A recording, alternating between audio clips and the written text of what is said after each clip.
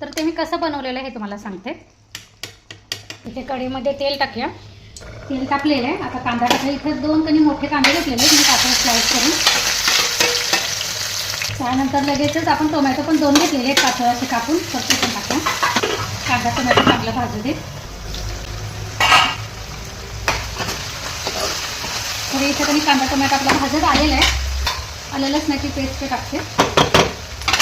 तर ते आपण अर्धा किलो चिकन शिजवून ठेवलेलं ना, त्यासाठी हे मोठे 2 आकाराचे कांदे घेतले. त्यानंतर टोमॅटो देखील 2 घेतलेले आणि आलं लसणाची पेस्ट कधी आपल्या पोह्याचा चमचा असतो तो अर्धा चमचा घ्यायचा.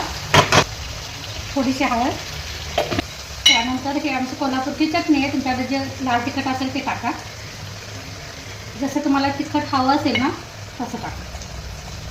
तर इथे मी 2.5 चमचे टाकलेलं. पोह्याचा जो चमचा असतो ना तो 2.5 चमचे टाकला. जितकं मीठ टाकायचं. मीठ आपण चिकनमध्ये मिठातलं शिजवताना पण टाकलेलं आहे.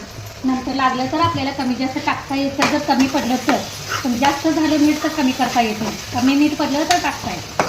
त्यामुळे थोडंसं जपूनच मीठ टाकताना.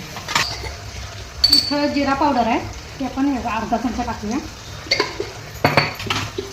धण्याची पावडर आहे ही देखील आपण थोडीशी अर्ध्याला जास्त टाकलेली. ही मी घरातच पावडर बनवून ठेवलेलं आहे.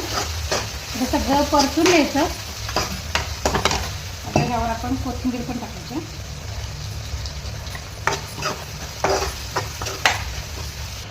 थोडासा पुदिना घेऊन आले आपल्या कुंडीतला ताजा फ्रेश.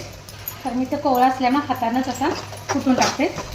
तर झालं. आता ह्यामध्ये तुम्ही पाणी टाकायचं आपण थोडंसं.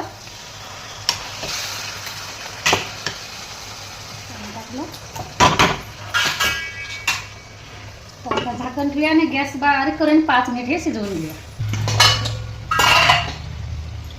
तर बघा मस्तपैकी तेल सुटलेलं आहे आपल्या कांदा टोमॅटोला. आणि आता हे स्मॅशर असते ना त्यानं आता हे कुस्करून घ्यायचं.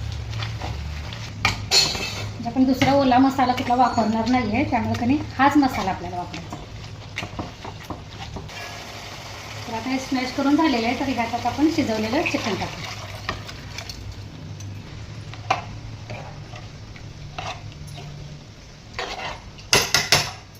आणि झाकण ठेवूया आणि उकळी आणूया. मस्तपैकी आपली उकळी आलेली आहे. तर ह्यामध्ये आता मी हे सरसरीतच करणार आहे. म्हणजे चपातीसोबत पण खाता येईल आणि भातासोबत पण. त्यावर आता गरम मसाला टाकूया. म्हणजे 5 रुपयाचं पाकिट मिळते ना, साधारण 1 पोह्याचा चमचा होईल इतकं भरून असतो हा मसाला. तर तो तितका सगळा टाकायचा. आणि आता यावर बारीक चिरलेली कोथिंबीर टाकूया. तर हे बघा झटपट असं कमी साहित्यामध्ये ओला मसाला अजिबात न वापरता सुद्धा आपण असं सरसरीत चिकन केलेलं आहे.